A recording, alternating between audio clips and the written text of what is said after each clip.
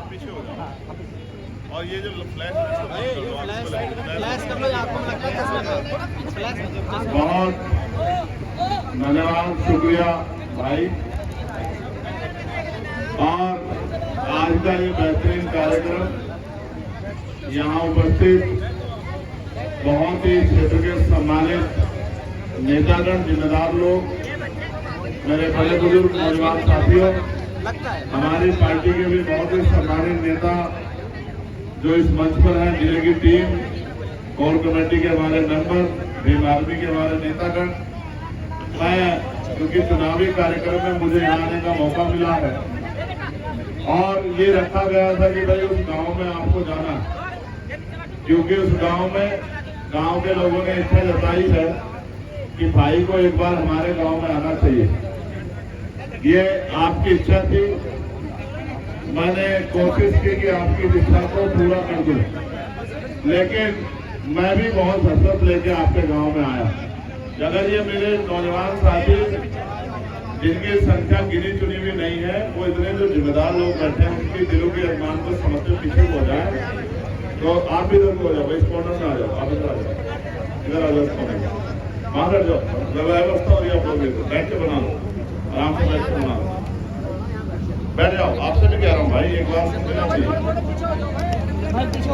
और ये फ्लैश मत कर लो अपने फोन की। बहुत धन्यवाद। तो ये चुनावी समय है, लेकिन बुरी बात यह है कि मैं आदमी बहुत चुनावी नहीं। चुनाव का मतलब है आपको चुनना है कि आपके लिए अच्छा बुरा कौन है, आपके लिए बेहतर मुनासिब कौन है, कौन आदमी आपकी आवाज उठा सकता है, कौन आपके हक के लिए लड़ सकता है, कौन आपके लिए संघर्ष कर सकता है, कौन आपकी आवाज बन सकता है, कौन आपको ताकत दे सकता है। वहीं दूसरी तरफ चुनाव में तरह तरह के लोग आएंगे, तरह तरह की बातें करेंगे, आपको प्रभावित करने के लिए तमाम तरह से जो है रास्ते बताने का काम करेंगे। और ये आज से नहीं है, ये बहुत लंबे समय से चला रहा है। जब से देश में जमहूरियत आई है, लोकतंत्र आया है, तब से ये चला रहा है। चुनाव के समय जो लोग हमें 5 साल नहीं दिखाई देते, वो चुनाव के समय हमारी बस्तियों में आते हैं, हमारे मोहल्लों में आते हैं, हमारे क्षेत्र में आते हैं, हमसे अच्छी अच्छी बातें करते हैं, बड़े बड़े वादे करते हैं, और जिस दिन चुनाव खत्म हो जाता फिर वो हमें ढूंढे भी नहीं मिलते। मैं आपको गारंटी से कह सकता हूँ, जिसको पिछली बार आपने MLA बनाकर भेजा था, वो आपके गाँव में आया? ईमानदारी से बताओ, बताओ, आया? किसी काम को किया? आप सोचो, जिस आदमी ने आपकी सुधी नहीं ली, वो आपकी मदद क्या करेगा? मैं किसी को बुरा नहीं कहता, क्योंकि मेरा दीन ये नहीं सिखाता कि मैं किसी को बुरा कहूँ। मैं कहता हूँ कि सब अच्छे हैं, लेकिन मैं मानता हूँ कि सिर्फ आज के दौर में अच्छों से काम नहीं चलेगा। हमें बहुत अच्छे लोगों की जरूरत है, और हमें उन लोगों की जरूरत है जो हमारी लड़ाई को अपनी लड़ाई मान के हमारे सामने खड़े हो सके, और जब हम पे मुसीबतें पाबंद हो तो हमारी ताकत बन सके, और उन जनजातियों का मुकाबला पूरी ताकत से कर सके, और हमें अपने मुल्क में, अपने क्षेत्र में, अपने प्रदेश में और अपने विधानसभा में इस तरह का माहौल दे सके कि हम अपने काम कर सके, अपने कारोबार कर सके, अपने बच्चों की तालीम हासिल करवा सके, अपने रोजगार कर सके, अपनी खेती किसानी का काम कर सके और आगे बढ़ सके।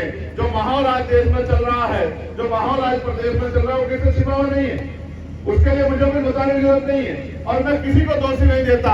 मैं तो खुद में कहता हूँ कि हमें अपने अंदर झांक के देखना चाहिए कि जब हम फैसले लेते हैं, क्या फैसले किसी लापरवाही में लेते हैं या किसी के कहने पे लेते हैं। आज क्या हालात, अगर हालात देखने हो तो उत्तराखंड चले जाओ, जो चमोली में हो रहा है वो किसी छिपा हुआ नहीं है, उसकी जानकारी अभी तक आपके यहाँ आ चुकी होगी। जो हिमाचल में हो रहा है वो किसी छिपा हुआ नहीं है, उसकी जानकारी भी आप तक आ चुकी होगी। और जो आपके बराबर में बुढ़ाना में हो रहा है, जो बहराइच में हो रहा है, वो भी किसी छिपा हुआ नहीं है। और जो होने वाला है, जो आपकी आंखों के सामने जिस तरह की मुल्क की तस्वीर बनाई जा रही है, जिस तरह की प्रदेश की तस्वीर बनाई जा रही है, जिस तरह से बुलडोजर जाति धर्म देख के चल रहा है, जिस तरह से बुलडोजर से भारतीय संविधान को, कानून व्यवस्था को, लोकतंत्र को निस्ता नाबूद किया जा रहा है, और सब लोग बैठकर तमाशा देख रहे हैं, ये भी किसी छिपा हुआ नहीं। हमें बहुत जिम्मेदार से फैसले लेने हैं, और हमें फैसले इस बात के साथ लेने हैं कि हमें अपनी ताकत बनानी। आप मुझे बताओ, ये जो चुनाव है, वो चुनाव पूरे प्रदेश में तो नहीं है, पूरे प्रदेश में तो नहीं है। इस चुनाव से सरकार तो नहीं बन रही है, इस चुनाव से सरकार तो नहीं गिर रही है। लेकिन एक बड़ा सवाल ये है कि इस चुनाव में आप ये साबित कर सकते हैं कि अगर कोई ईमानदारी से आपके लिए लड़ने के लिए खड़ा हो और कोई आपसे आगे खड़ा होकर हर मुसीबत का सामना करने के लिए तैयार हो, तो आप उसका साथ देने के लिए तैयार है या नहीं है। इस सवाल को जो है ये बात पक्का कर सकता है कि आप और मैं फैसला ले। आप ये जानते हैं, मैं याद नहीं दिलाना चाहता, मेरे बहुत जिम्मेदार साथी यहाँ खड़े हैं और बड़ी जिम्मेदार बहुत पुराने ईमानदार से जो अपने दिल पे हाथ रख के बताओ, क्या चंद्रशेखर आजाद के अलावा कोई था? किसने काटी जेल, किसने खाई लाठियां, किसने सहा जुल्म, किसने सही मुसीबतें? और एक बार आपसे नहीं कहा होगा कि इन मुसीबतों का मुझे कोई सिला दे दो।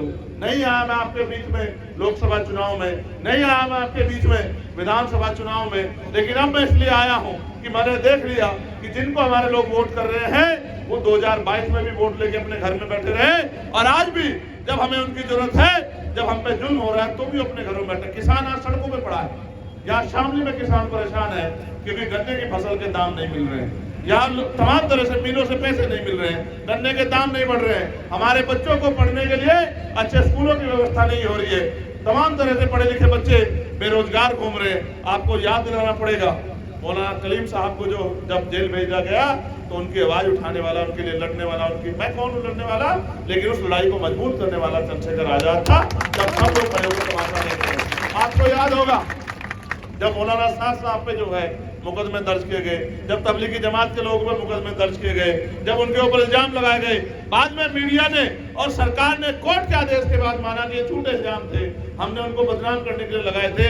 लेकिन जब वो इल्जाम लगे थे तो सब लोग घर में बैठ के देख रहा था। अगर कोई था जिसको इस बात की तकलीफ थी कि ये नाइंसाफी अच्छी बात नहीं है, वो चंद्रशेखर आजाद था, जिसने अड़ के जो लड़ाई का लड़ने का काम किया।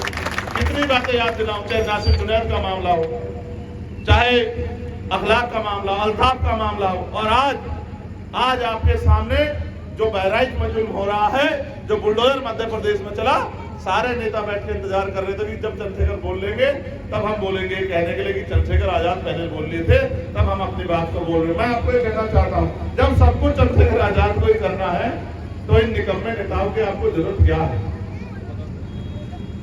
जो आपसे वोट लेकर अपने घर में घुसे रहते हैं। ये वोट आप इसलिए देते हो ना कि 5 साल हमारी लड़ाई लड़े, जब हम पे कोई मुसीबत आए, सरकार हमारे खिलाफ कोई कानून बनाए तो जाके हमारी लड़ाई लड़े, जब हम पे बिजली के बिल पे जो है आके यहाँ लाठी मारी जाए, हमारे कनेक्शन काटे जाए, तो ये हमारी आवाज उठाए। जब हमें जो है जो वादा किया सरकार ने पानी फ्री कर दें किसानों का, या किसान बैठे हुए संजय रवि पूछना, बिजली का बिल माफ हुआ किसानों का? आमदनी बढ़ी आपकी? लूट तो चल रही, लूट चल रही है। तो आज किसी दफ्तर में चले जाओ, मैं सबको नहीं कहता, मगर बिना पैसा दिए 99% दफ्तरों में काम नहीं करा सकते आज आप अपना, ये हालात बन गई है। और सरकार कहती है सब कुछ अच्छा, कानून व्यवस्था बताते सिर्फ बहन बेटों पर जुल्म हो रहा है, लोगों को मारा जा रहा है, जनता परेशान है।